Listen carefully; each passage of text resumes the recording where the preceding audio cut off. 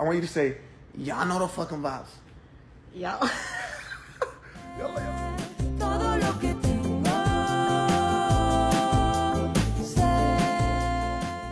Now to a story you'll see first on Fox 5, a jailhouse interview with a rising TikTok star accused of double murder. Ali Abulaban, husband, father, TikTok star, and also accused of double murder. Did you kill her? October 21st, 2021, East Village, San Diego. At 3 p.m., 6 gunshots were heard in a high-rise apartment. The police were alerted. The suspect, Ali, fled the scene. The victims, his wife, Anna, and another man, Rayburn, died immediately. The investigation unraveled a disturbing case of Ali's obsessive and possessive love, a love that killed his wife, Anna. I've never met anyone else like you. And I don't think I ever will. I'm not saying that because it's cliche. I'm saying that because no one's ever moved me the way that you do. Born in the U.S. in 1992, Ali Nasir Abulaban wanted to be an entertainer from a young age. He liked the idea of fame. He liked to have all eyes on him. After graduating, he joined the U.S. military and was stationed at the U.S. military base in Okinawa, Japan. There, he met Anna. Anna Marie was born in a Filipino family in 1993 in Okinawa, Japan. Her father worked in a U.S. military base in Okinawa, and that's also where she attended school. She had a degree in Bachelor's of Science from the Technological University of the Philippines. She was an intelligent and kind-hearted person who was always there to help. According to her childhood friend Casey Conroy, it was her inner beauty that made her stand out. No, we're family. Whenever we need something outside of everyday life is crazy, like we always go back to each other and say, hey man, you relax, I got you. In Okinawa, when the young and handsome American soldier Ali locked eyes with the beautiful and educated Anna, the attraction between the two was inevitable. The two fell in love and started dating. But Anna's friends were not that approving of her relationship with Ali. According to Casey, one day when she called Anna, to her surprise, the person answering Anna's phone was Ali. She was troubled when Ali asked her why she was calling. She could sense a possessive behavior in Ali, but let it slip for Anna's sake. Within 1 year of dating, the two got married. The date was the 27th of January 2017, a day Anna thought was one of the happiest days of her life. But little did she know, she was sealing her fate. The newlyweds moved to Virginia and soon became parents when a baby girl was born to them. They named her Amara. They both seemed like the perfect couple living a perfectly perfect life, or in Ali's words, they were living the American dream. Soon, Ali's love of being an entertainer opened a new chapter for the family, a chapter that would soon destroy the lives of all three.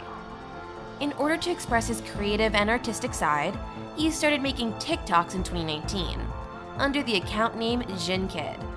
His videos included parodies of John Wick and Tekashi69, but most of his content was about Tony Montana from the movie Scarface. Tony was Ali's favorite fictional character. Within just 2 years after starting TikTok, he amassed more than 1 million followers on TikTok and thousands of followers on other platforms including Instagram and YouTube. This success on social media finally gave Ali what he'd always wanted: fame and attention. Anna also had her own social media accounts where she would upload about her own life. In one of her Instagram stories, she uploaded a video showing a drama-free married life with Ali. The post was captioned, "When your partner is your best friend." Their posts and videos reflected the ideal and happy life they lived. The couple then moved to San Diego. According to Ali, the move was initiated by Anna, who wanted to go there because that's where most of her friends were. The family moved to the East Village in San Diego and settled in a luxurious apartment. Ali's cousin and close friend Louie explained that Ali and Anna were truly a happy couple, but things between the two started changing after settling in San Diego. Their happy marriage slowly started crumbling down. As discussed before, Ali was really possessive and controlling when it came to Anna. He wanted her for himself and wanted her to constantly focus on him. The two often argued about this. This situation sowed a sea of fear and anger in Ali's heart. But that's not the only reason behind the downfall of their marriage. Another element was involved: drug use. One day, out of the blue, Ali did an Instagram live where he smoked cocaine in front of hundreds of people watching. The next day, he uploaded an apology video claiming that this was the first time he had ever used drugs. He also shifted the blame for his drug use onto Anna. In the video, Ali provided justification for why he did not like Anna hanging out with her friends. It was because her friends brought men into their homes to cheat on their husbands. These statements were shocking to his fans who thought that the couple lived a happy life. Ali's claim about snorting cocaine for the first time was suspicious to his fans. Because of his sudden weight loss, some fans were certain that he was on drugs. His cousin Louis in one of his interviews confirmed these suspicions. He said that once in a bar, Ali pulled out a huge bag of cocaine. When Louis confronted him about it and asked him to put it away or they would be kicked out of the bar, Ali arrogantly replied, "I can do whatever I want. No one can touch me. I am JINNKID." It seemed that the fame and success had gotten to his head. He started thinking that he was above the law. These statements alone express how Ali was not afraid of the legal consequences of his actions. During one of their arguments, Ali pushed Anna, giving her minor injuries. He also showed their daughter a loaded gun that he used to carry with him all the time. This was too much for Anna, and she called the police to report Ali. While Anna was on the phone with the police, Ali started an Instagram Live. The live showed a verbally abusive Ali constantly cursing at Anna and ranting about how he brought her to the US and how she was an ungrateful bee. He also said, "I bring you to San Diego for what? So you can run to your friends?" Talk to me. I bring you to San Diego for what? So you can run to your friends? Fucking bitch. You're not even an American citizen. I brought you to this country. Name one man that would do that for you, bitch. Anna filed for divorce and got a restraining order against Ali. He got kicked out of the apartment and went to stay at the Mission Bay Hotel. But this was not enough to free Anna from the chains of a controlling and possessive monster. Without letting her know, Ali duplicated their apartment key before handing his own to Anna. Ali became even more obsessive after Anna filed for divorce. He would constantly call Anna, but she ignored him. He was not willing to accept that Anna wanted to separate ways. On October 21st, while Anna was out with her friends, Ali sneaked into the apartment with the duplicated key and wrecked the place. He then called Anna and informed her about what he had done. Before leaving, he installed a spying app on their daughter's iPad.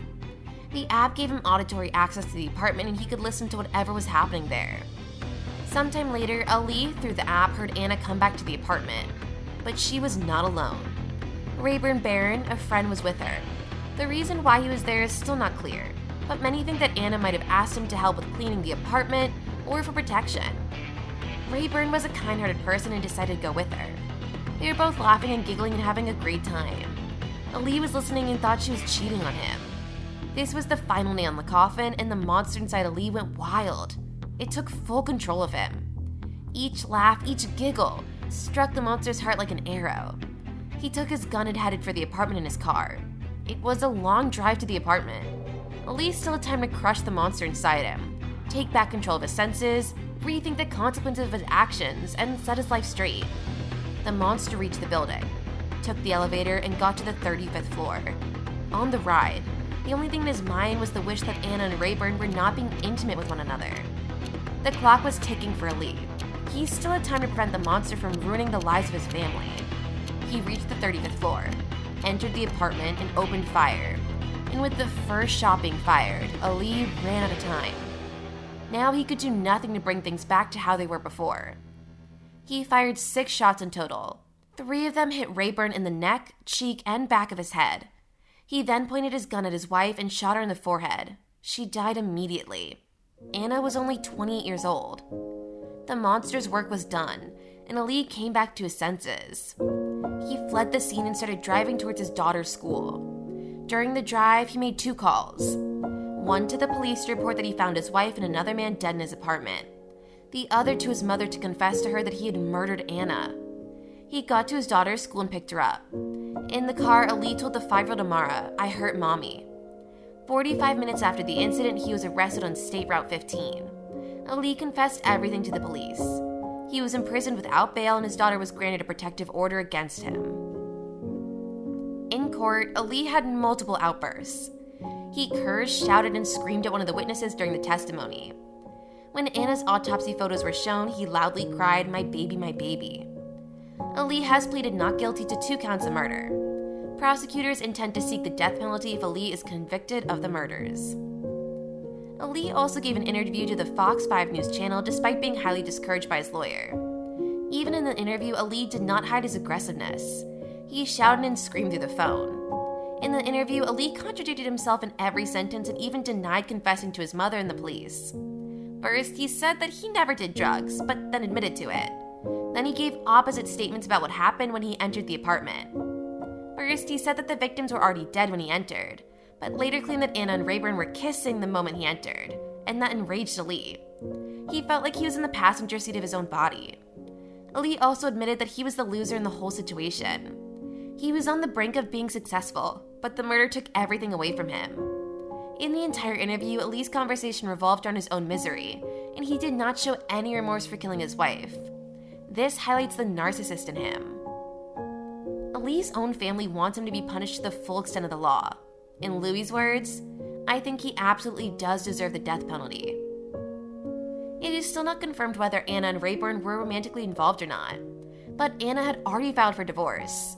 She had clearly moved on. Even if they were romantically involved, it cannot be classified as cheating.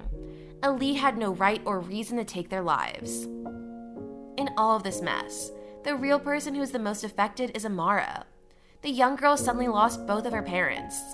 She will never be able to hug her mom and will never be able to look at her father with loving eyes. What was taken away from her can never be returned back. This case proves that whatever we see on social media can be a well-crafted lie. On camera, it seemed as if Ali was a funny and loving person, but off camera, he was a toxic husband who constantly monitored his wife's every move. And when her actions were not in line with his wishes, he did not hesitate to resort to abuse and violence. What do you think about this drastic change in Ali's personality? Do you think his fame played a role in this?